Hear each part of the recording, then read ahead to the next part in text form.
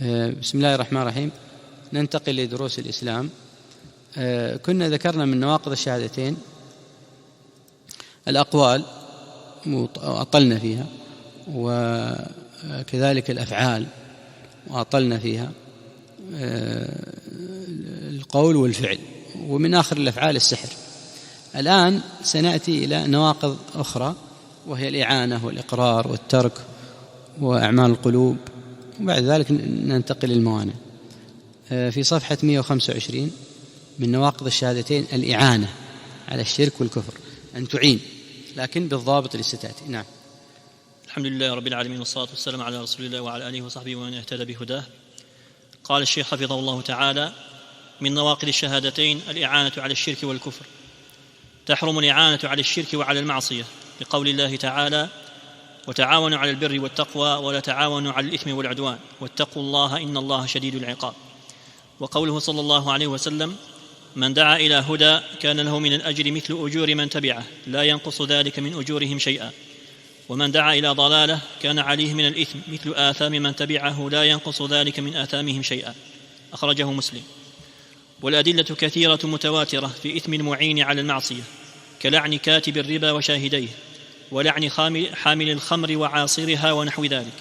ولكن ليست كل إعانة محرمة، بل المحرم ما توفر فيه أحد وصفين هما: الأول القصد والنية، والإعانة المقصودة هي التي يقصد صاحبها الإعانة على المعصية. الثاني المباشرة، والمراد بها أن تكون الإعانة في نفس الأمر المحرم، وليست في وسائل قد تؤدي إليه، وهي نوعان هما: أولا الإعانة المباشرة القريبة كحمل الخمر وكتابة الربا. ثانيا الإعانة البعيدة كإعطاء الشخص مالا وقد يشتري به خمرا، وهذا النوع إذا خلا من قصد الإعانة على المعصية فإنه لا يحرم، لئلا يدخل على الناس حرج عظيم. ويدل لذلك ما تقرر من إباحة التعامل مع الكفار بيعا وشراء وقرضا ورهنا، كما دلت السنة الصحيحة على ذلك، مع ما يتضمن ذلك من إعانة بعيدة، وهي انتفاع الكافر بالمال وتقويته به واستعماله في المحرمات من ربا وغيره. ومع ذلك لم تلتفت الشريعة لهذه الملاحظة البعيدة. وبناء على عنصري القصد والمباشرة تنقسم الإعانة على الإثم والعدوان 4 أقسام هي: القسم الأول الإعانة المباشرة المقصودة، ومثالها من أعطى شخصا تميمة شركية بقصد ممارسة الشرك بها، ومن أعطى شخصا خمرا بنية إعانته على شربها، فهذا شريك الفاعل في حكمه تماما. القسم الثاني الإعانة المباشرة غير المقصودة، ومثالها من أعطى شخصا تميمة شركية ولم يقصد أن يمارس الشرك بها، وبيع المحرمات التي ليس لها استعمال مباح ولم ينوي إعانتهم على استعمالها المحرم، فهذا القسم إن تصور وجوده في الواقع فهو كسابقه، المعين والفاعل في الحكم سواء. القسم الثالث الإعانة المقصودة غير المباشرة، ومثالها من أعطى رجلا ذبيحة وهي تستخدم في التقرب إلى الله وفي التقرب للأصنام وفي ابتغاء اللحم وفي غير ذلك، لكنه قصد بإعطائه إياها أن يذبحها للوثن أو للميت المعظم. ومن أعطى آخر درهما بقصد أن يشتري به خمرا، أو أعطاه سلاحا بقصد قتل المسلم غير المعصوم، وهذا القسم كسابقيه، المعين والفاعل في حكم الآخرة سواء، لحديث عمر بن الخطاب رضي الله عنه الذي عليه تدور الشريعة: وإنما لكل امرئ ما نوى. القسم الرابع الإعانة غير المباشرة ولا المقصودة، ومثالها من أعطى رجلا ذبيحة بقصد أن يذبحها لعياله أو ينميها عنده، فأخذها الرجل وتقرب بها للوثن. ومن باع ما يستعمل في الحلال والحرام ولم ينوي إعانة مستعمليه في الحرام. ومن أعطى آخر درهما لا ليشتري به خمرا فاشترى به خمرا وشربه، ففي هذا القسم لا يكون المعطي شريكا للفاعل لانعدام المباشرة والقصد، فلا إثم على إعطائه الذبيحة أو الدرهم طالما لم ينوي إعانته على المحرم. ومن هذا القسم الرابع البيع والشراء والإجارة من المشركين وفساق المسلمين، والتصدق عليهم بالمال مع ما فيه من تقويتهم. ويستثنى من القسم الرابع ما علم أو غلب على الظن أن المعان سيستعمله في المعصية، ولهذا حرم بيع العنب لمن يعصره خمرا، وبيع السلاح في الفتنة، مع أن العنب والسلاح يستعملان في الحلال والحرام.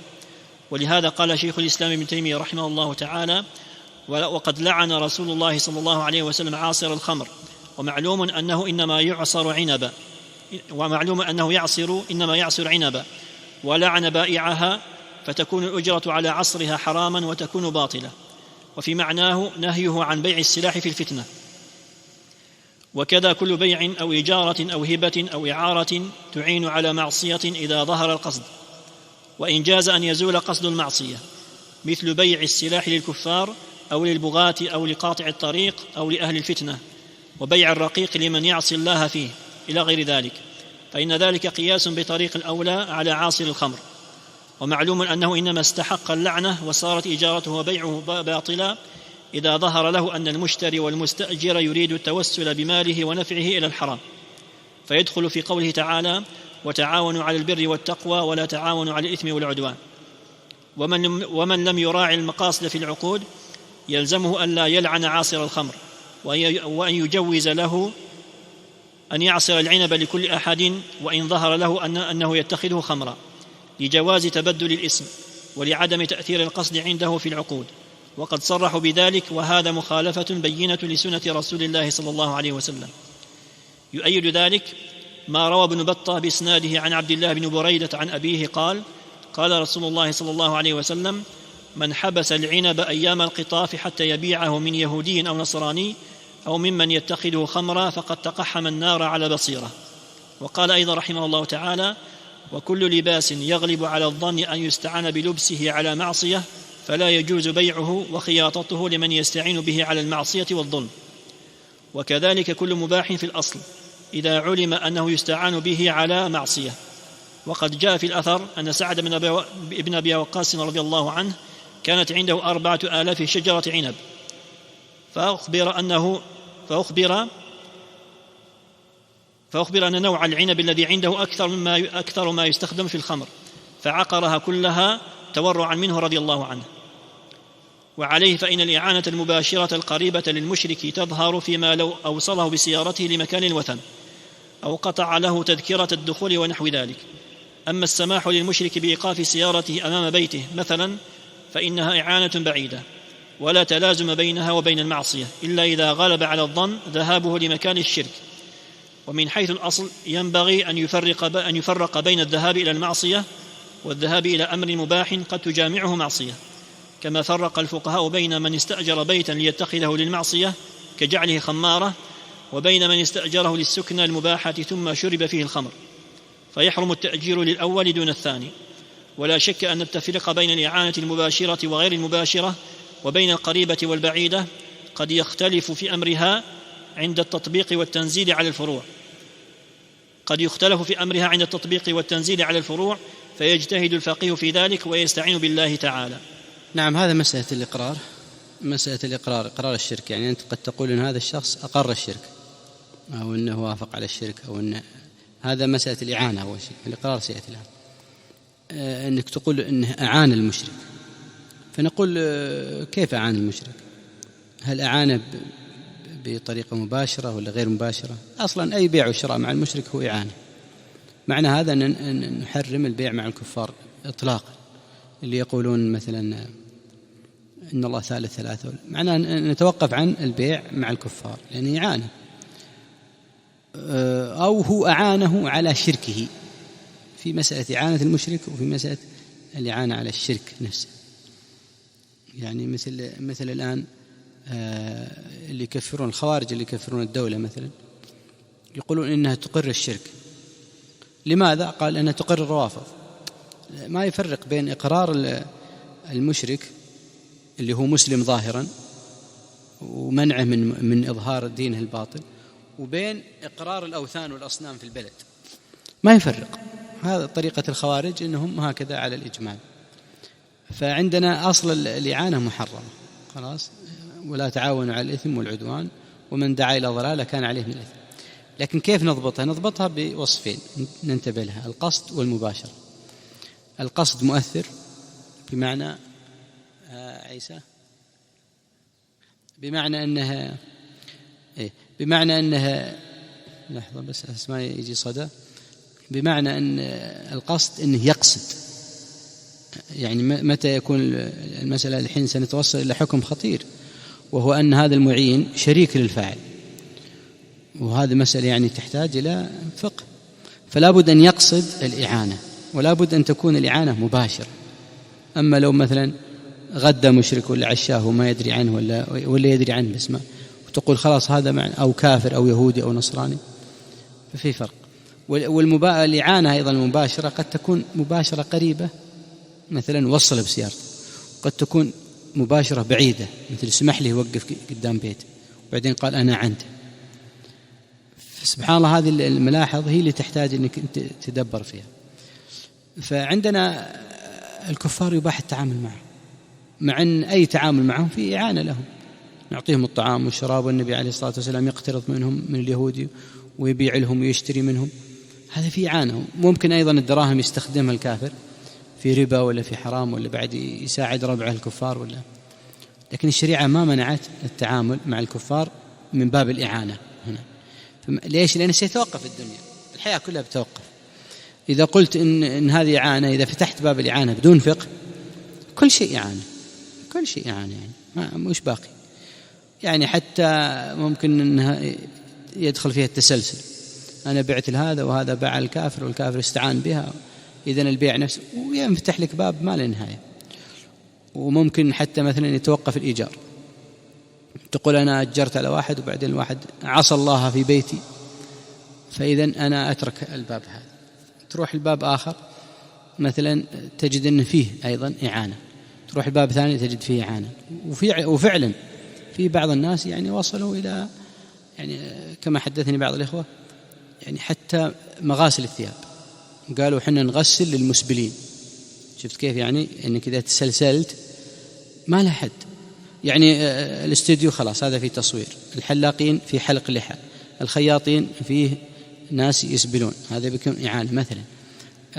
طيب البقالات أيضا فيه ناس يجون ويستعونوا، يعني يأكل يشرب ولا بعدين يستعين بها على الظلم ولا على المعصية. فانفتح عندهم الباب حتى وصلوا لدرجة قالوا طيب يريدون تجارهم، قالوا نريد مثلا غسيل ملابس، فقالوا طيب يأتون المسبلين نغسل لهم. هذا شوف مسألة إعانة ومسألة إقرار، يعني تراها ملتبسة مسألة الإعانة والإقرار، وتورعوا عنها، بعضهم تورع وبعضهم يحرم ترى. فانفتح عندهم الباب إلى ما لا نهاية.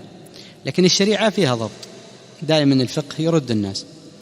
فأنت الآن عندنا الملحظين هذه، المباشرة والقصد، المباشرة والقصد، والمباشرة فيه قريبة وفيه بعيدة. ندمج الآن الثنتين يطلع لنا 4 أقسام. إذا عندك إعانة مباشرة مقصودة، يعني يجتمع فيها الوصفين، المباشرة والقصد. مثلا في الشرك أعطاه تميمة شركية، هذه مباشرة، لأن التميمة ما تستخدم إلا في الشرك، التميمة لا تستخدم إلا في الشرك، هذا معنى مباشرة. والقصد هو يقصد أن يذهب ويعلقها على الوثن ويستغيث عندها، أو أعطاه مثلا أشياء سحرية بقصد أن يسحر الناس، خلاص هذا الآن هو شريك له، شريك تماما، الفاعل والمعين مثل بعض.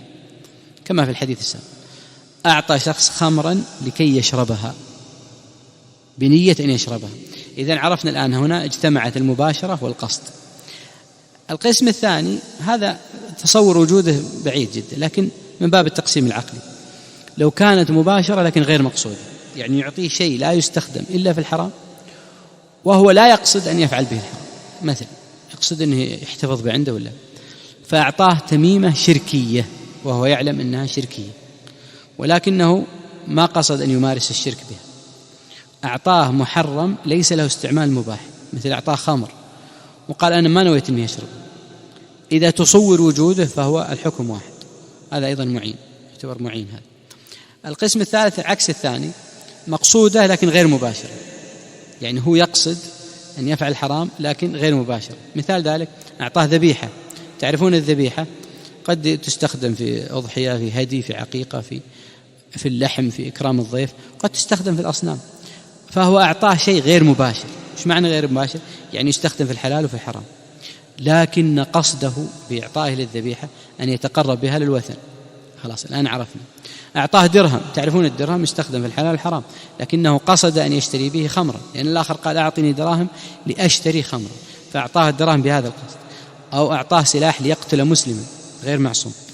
هنا واضح أنه أيضا يعني 3 أقسام كلها سواء، المعين والفاعل سواء في الحكم، حكم الآخرة. لكن حكم الدنيا مثلا قتل بالتسبب، وهذا عاد يرجع فيه إلى أبوابه. حديث عمر هذا فاذ لكل امرئ ما نوى.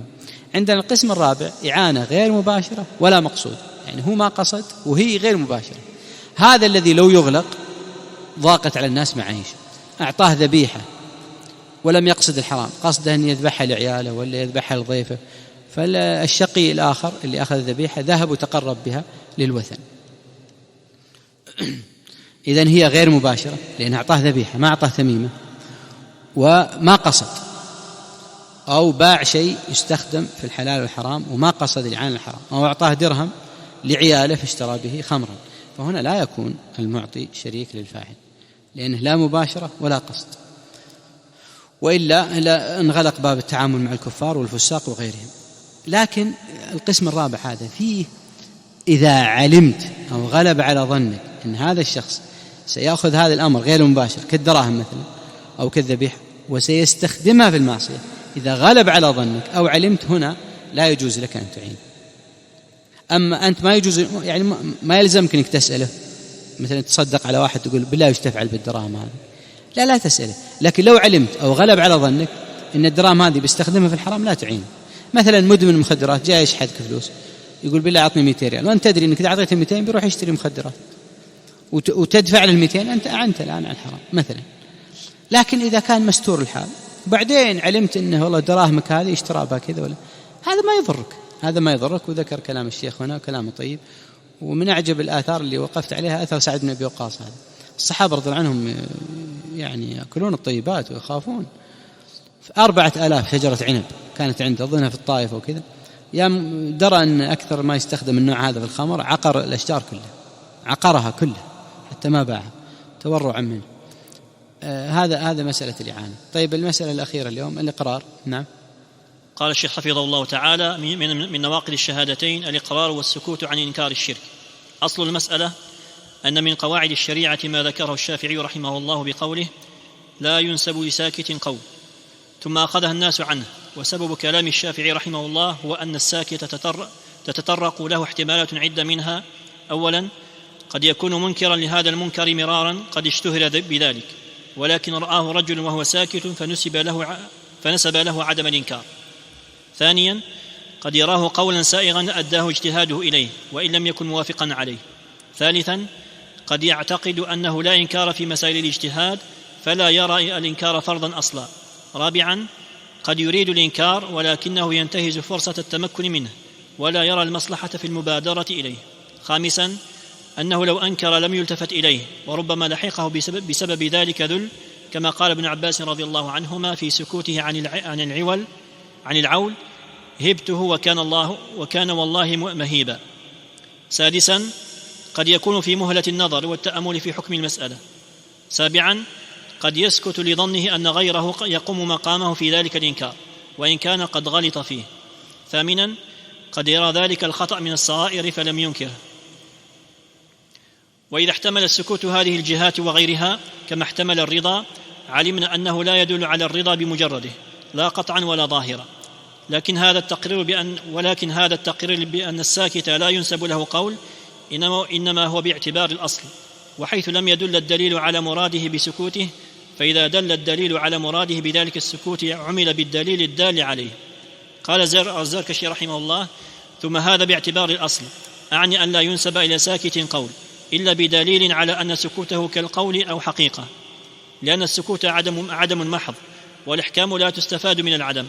ولهذا لو أتلف إنسان مال غيره ورجل ساكت ضمن المتلف فحسب. أما إذا قام الدليل على نسبة القول إلى الساكت عمل به، لقوله صلى الله عليه وسلم في البكر: إذنها سماطها. واتفاقنا أن إقرار النبي صلى الله عليه وسلم على قول أو فعل مع علمه به وقدرته على إنكاره حجة، وعليه فإذا كان في المنكر أمر يستدعي البيان فإن السكوت من العالم بالحكم إقرار، لأن تأخير البيان عن وقت الحاجة لا يجوز ما لم يمنع من البيان مانع معتبر شرعا. ولهذا عبر بعضهم عن هذه القاعدة بقوله: لا ينسب إلى ساكت قول، لكن السكوت في معرض الحاجة بيان.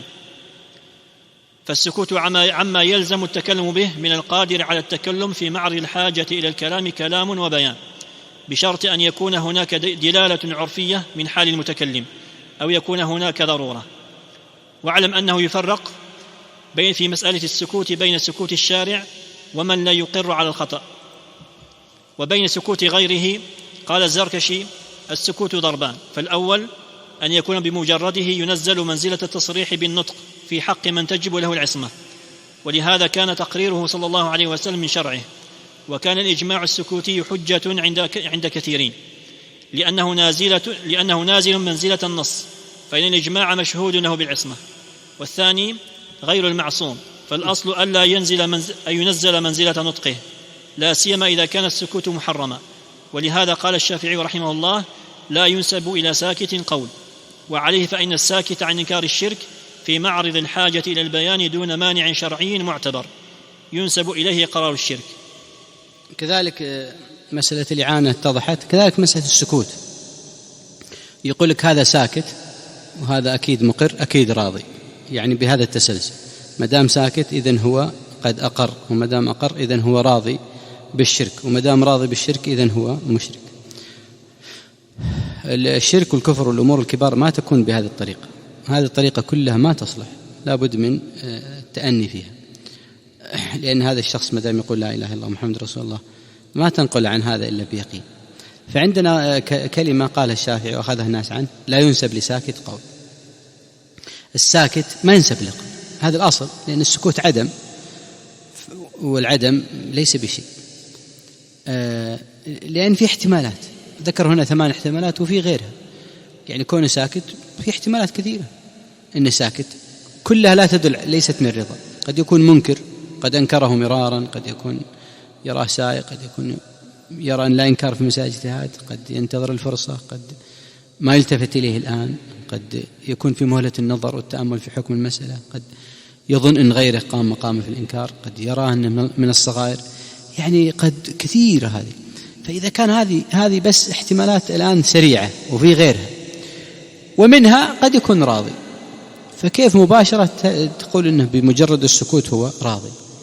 وأنت الآن تدري عن هذا حتى في حالك مع أهلك ومع أولادك، أن ليس كل سكوت رضا قطعا، بل بعض السكوت رفض شديد، وهم يعرفون هذا منك، يعرفون أن بعض سكوتك أنه أشد من كلامك. نحن الآن في مسألة الشرك بعض العلماء زاد عليها عبارة صحيحة، يعني قيد عبارة الشافعي بأخرى فقال: لا ينسب لساكت قول، والسكوت في معرض الحاجة من غير مانع بيان. إذا كنت ساكت في معرض حاجة، يعني الآن الناس ينتظرون أنك تتكلم وتبين وما في مانع، يعني ما في إكراه شديد مثلا ولا شيء، هذا يعتبر إقرار، يعني بهذا الضابط يعتبر إقرار. أما ما سواه ما تستطيع أن تستخلص. وأما مسألة النبي عليه الصلاة والسلام هذا يختلف. سكوت النبي عليه الصلاة والسلام لأنه معصوم حتى في سكوته هو معصوم. وأيضا أن النبي عليه الصلاة والسلام كان الوحي ينزل عنه، يعني حتى الأشياء اللي تغيب عنه يأتيه الوحي، وحصل هذا كثيرا. ولذلك جابر رضي الله عنه كان فقيه لما قال: كنا نعزل والقرآن ينزل، لو كان شيء لنهانا القرآن. هذا ظرف معين، القرآن ينزل والنبي صلى الله عليه وسلم موجود ومعصوم، هذا صحيح، يكون سكوت عليه الصلاة والسلام إقرار. أما غير المعصوم اللي يفوت عليه أشياء كثيرة ولا هو مؤيد بالوحي ولا هو بيعلم الغيب، ما تستطيع تقول إنه بمجرد السكوت إنه راضي وتبني على ذلك إنه مشرك. الخلاصة: الساكت عن إنكار الشرك في معرض الحاجة إلى البيان، يعني قد يكون هو عند وثن والناس ينتظرون كلامه وينظرون إليه، وليس هناك مانع شرعي معتبر، لا خوف ولا إكراه ولا شيء، ومع ذلك هو ساكت ولم ينكر الشرك. هذا الآن وافقهم كما في الرسالة الواضحة اللي قبل قليل، وينسب إليه، هذا تستطيع تنسب إليه أنه قد أقر الشرك. بل إن الشيخ محمد قبل قليل يقول: لو وافقهم في الظاهر وكان يبغض فعلهم في الباطن فإنه يكفر والله أعلم، وصلى الله وسلم وبارك على عبده ورسوله محمد.